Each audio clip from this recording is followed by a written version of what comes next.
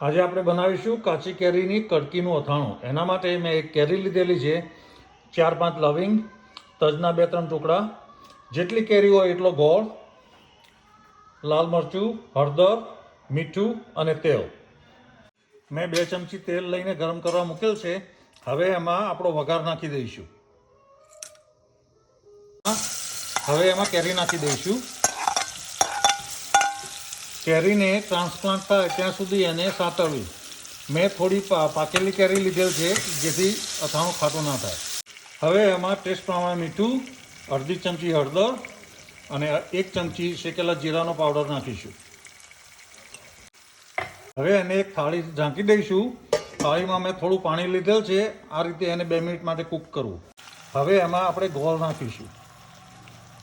જ્યાં સુધી ગોળ ઓગળે ત્યાં સુધી એને આ રીતે હલાવતા રહેવું.